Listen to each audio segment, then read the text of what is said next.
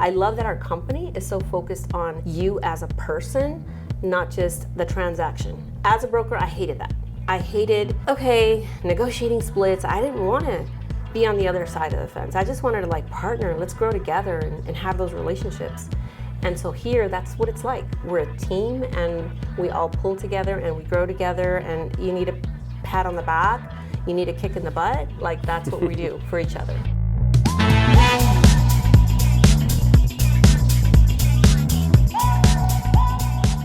Well, I'm super excited to spend some time with you, Rosie. You and I have known each other a very long time, way before I was at EXP. And I think every other podcast, you're interviewing me. So this is fun to switch it around. I know, so exciting. So the goal of these conversations is I actually want agents to know what your process was like, right? You're a very well-known practitioner, icon, both in our company, in our side of our community, in NAREP, and a bunch of different places. So take agents back to before you sold one house. Like, how did you end up in our world, and how did that process start? Ooh, like way in the beginning? Yeah.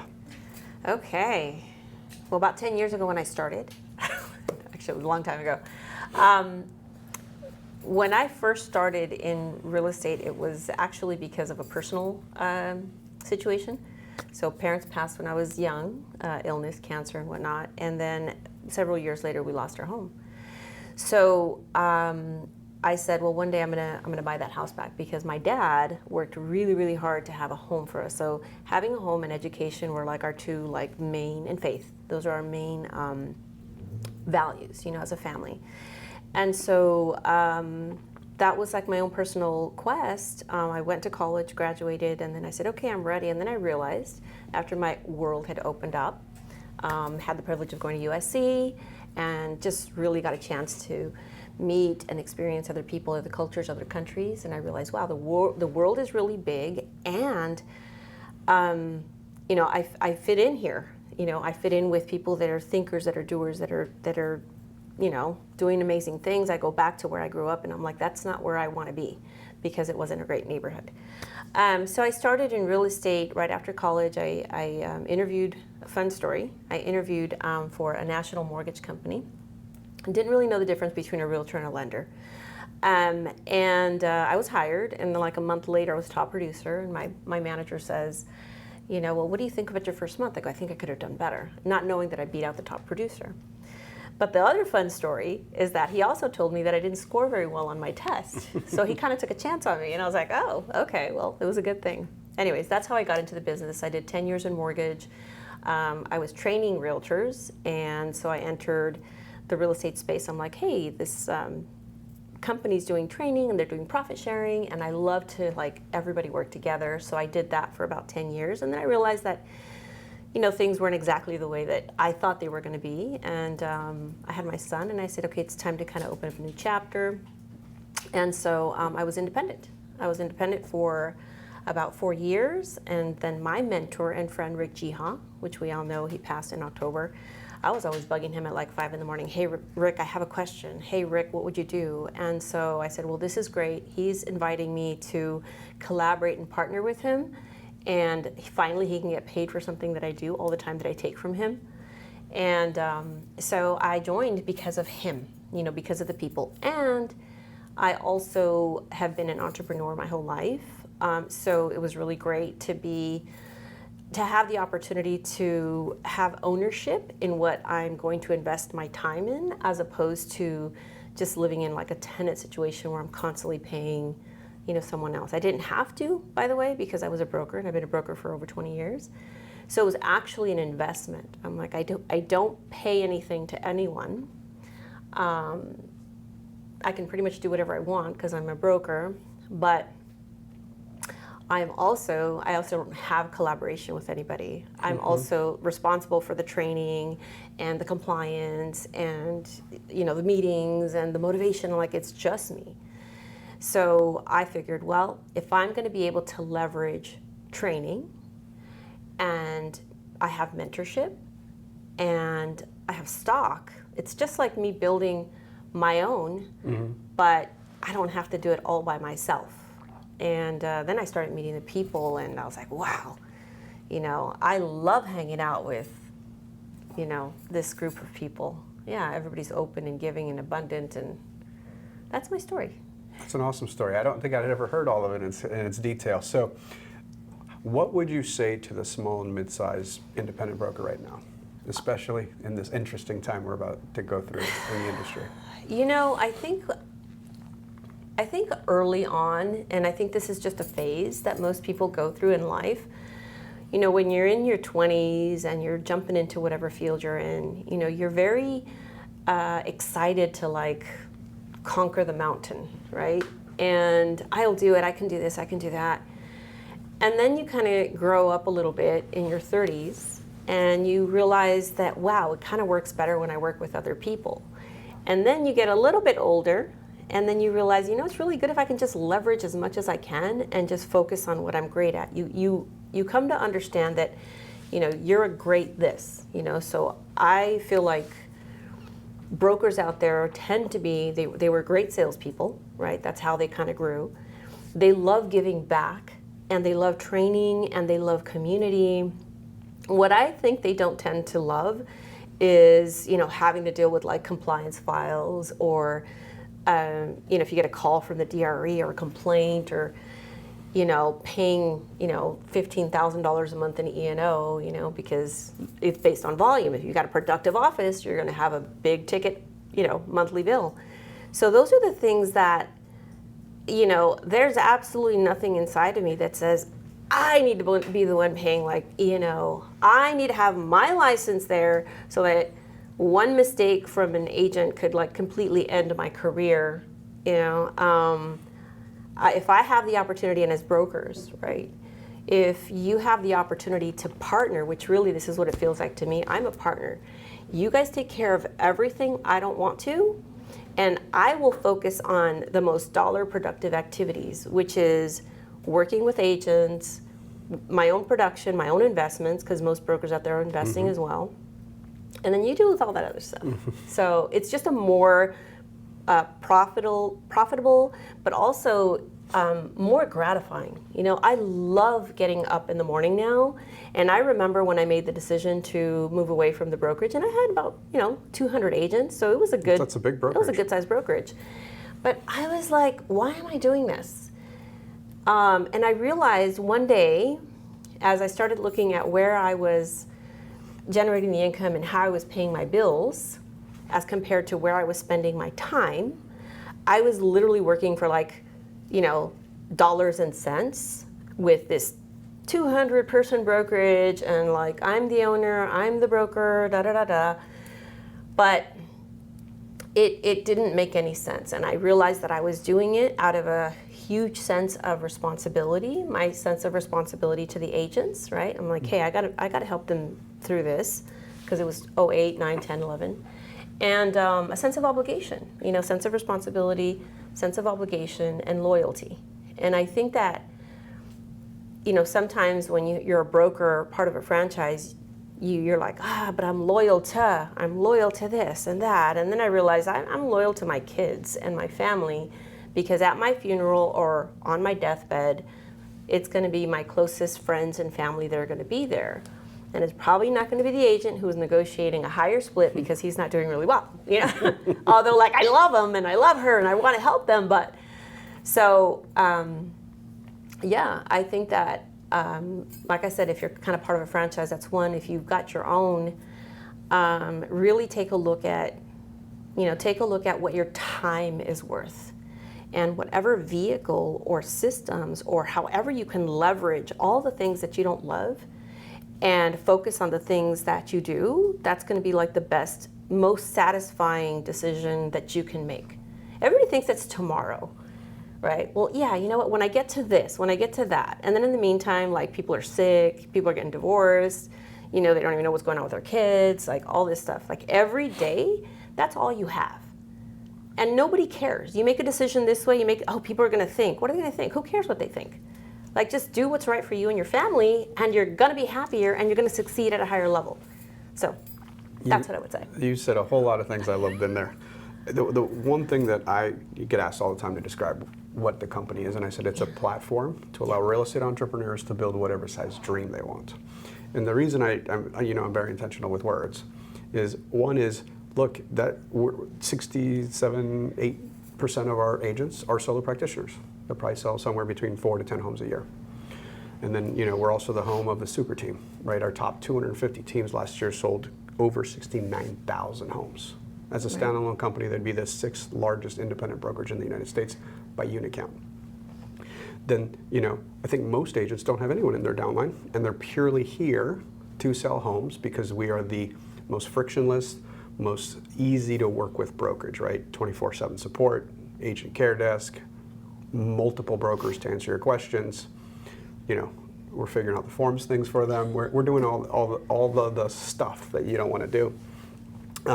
But if you choose to go that path that you described, which by the way, it was my exact same path. I was an agent, I was a mega team leader. I went independent, realized that was a horrible idea in 2007. Went back to That was a perfect time. Yeah, perfect time to go blow all my cash. I'll start an independent. Then I went back to a franchise model. I think that's the evolution of the real estate practitioner, if you so choose it, right? And so where I get excited, the way I explain this company is, I've owned franchises, and the franchisee-franchisor relationship is actually adversarial, right? And I always laugh whether it's any of them. They get paid on rev share, right? Franchisors take 2, 3, 4, 6, 8% off the top, whether you make money as a franchisee or not. Oh yeah. And you're the one stuck with the 10,000 square foot lease, the 12-year commitment on the franchise agreement, the 3 or 4 full-time FTEs. And if you don't make money, that's your problem, but they get paid off the top. Right? And so I feel that we have a completely aligned partnership. $1 comes in, 50 cents goes to rev share, 50 cents goes to me for gross operating margin, which we just killed it on Q2 and got some kudos because we're very, efficient, sustainable, profitable, like all these really important words that come with capitalism that I think some of our bootleg competitors forgot to put into their math problem. But what's great about this, if you so choose to build and create leverage, it's you've built an independent, right? You don't have to commit to a whole lot of square feet. You don't have to commit to a long franchise agreement or E&O and put your license on the line. So for the folks that want to do it, I think it's the most asset-light model to do it with. So Rosie, with your experience, one of the questions I get all the time, if you were a brand new agent today, what would you do? If I was a brand new agent today, I think today is different than 20-something years ago, or 30 years ago, whatever it is. Like back then there was a lot of dependency on the office and the broker. But if you look at today's generation, like my daughters are like in their early 20s, and my son, right, 16. So they get everything on the internet, right? So I would look for the fastest, technologically advanced, most supportive, cloud-based company that would give me immediate access to everything I need, right? Because, I'm not gonna go open up a book. I have a question. In our normal world, you Google it, right? In our real estate world, like I'll send a chat to my 14 brokers. Like, I have an answer, I have a question, or I need support. I don't want to depend on one person who's been there for 100 years and now probably part-time office manager, broker, or whatnot. Like, I need an answer now. So, based on my research, which has been very thorough, EXP has everything I need. We've got all the states covered, we've got all the support covered, we've got all the marketing pieces, we've got all the tools and the resources. So I would jump in there. That's one thing. Second, I would make sure to get myself a mentor or join a team, because knowledge is way more important than my split. You're like 100% of like nothing.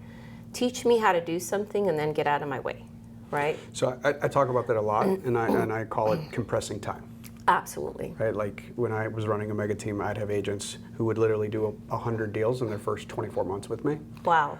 Which is probably more than agents do in an entire decade. Right. Right. And I still see today in people joining the industry and not want to do that. Yeah. Like how would you help them like explore that opportunity versus overcoming that that fear or whatever's holding them back? How would I help them actually make that decision? Mm-hmm.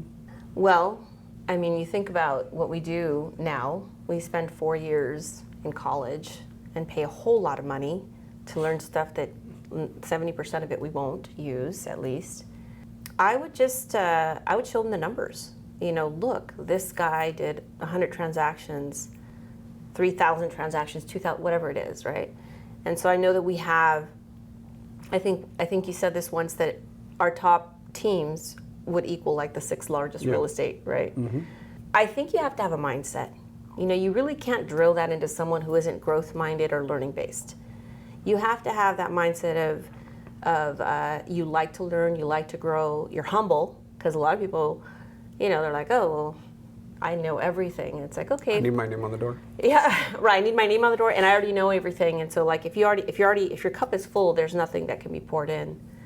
So I don't know if it's so much about convincing people. You can give them information, you can provide the resources, and then, of course, one of the biggest things I think is just community. You know, exposing them to our community. You know, we talk about our groups, our organization, and you know, then they're compared to, you know, different types of, you know, other trades that have these groups. And I think one of the biggest differences is that we're a community. You know, like for me, how exciting is it that I get to sit here with the CEO who is just like us? You know, you sold 4,000 homes. If I had time and I could, you know, like lock you up and like just ask you questions, that would be amazing, right? So like somebody who's brand new, if I can put you, brand new agent, into a room with someone who's been doing this for 10 years, and not only have they sold a ton of real estate, but they also invest on a really high level, and you know, they're willing to give you their time, why wouldn't you do that? And that's what we do.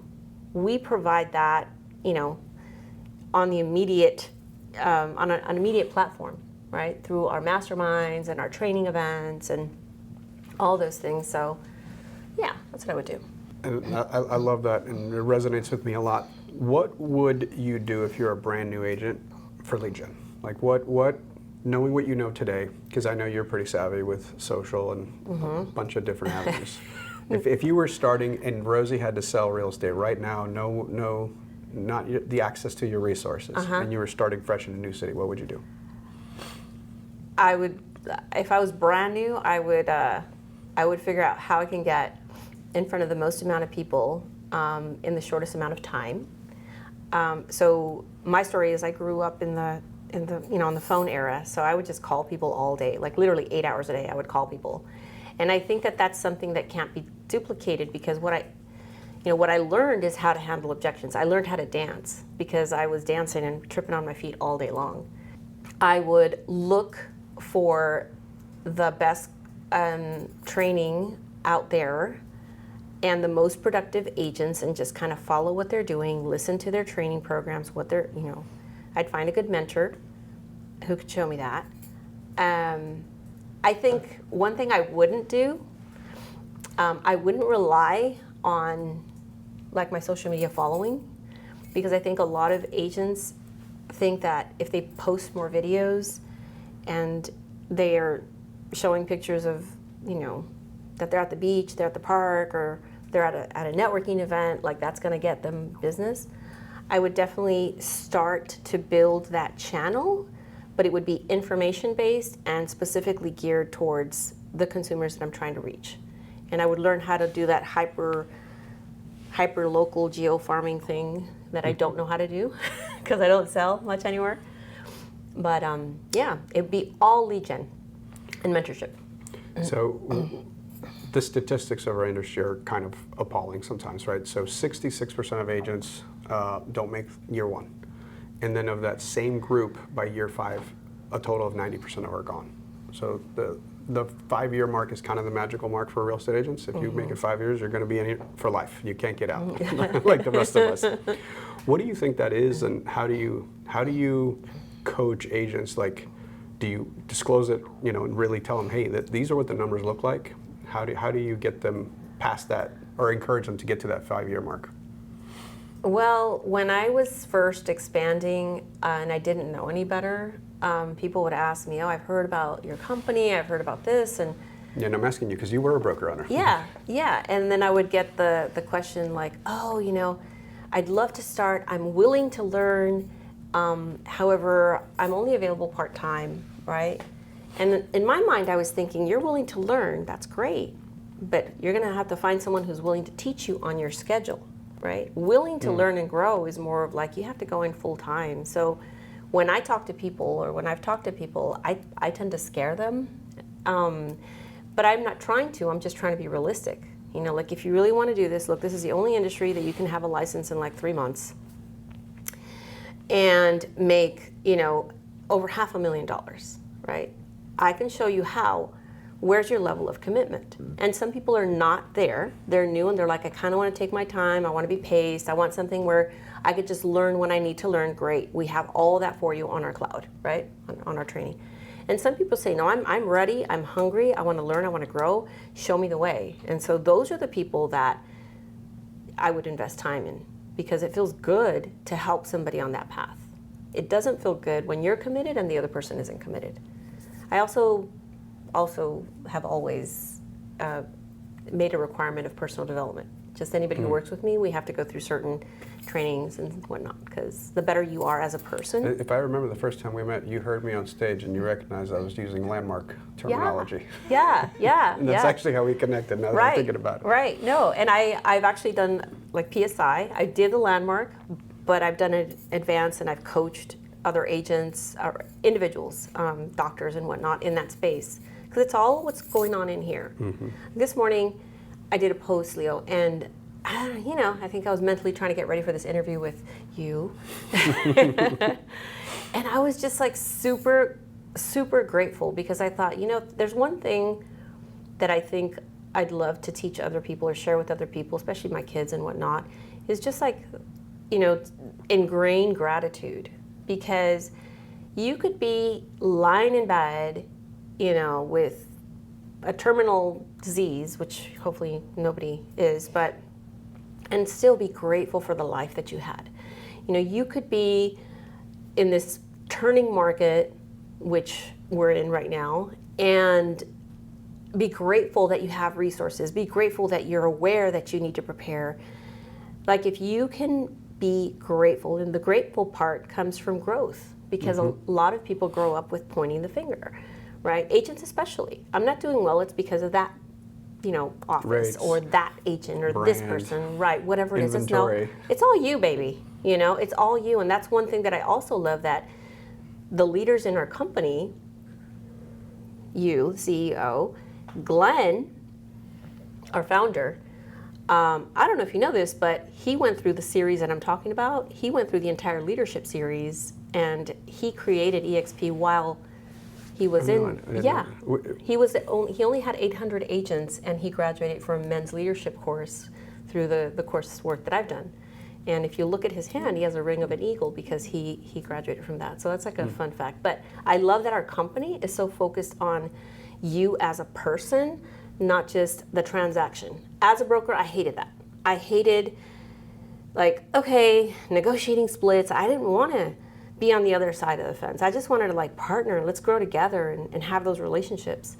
And so here, that's what it's like. We're partners, Of course, you've got a bigger part of that responsibility than I do.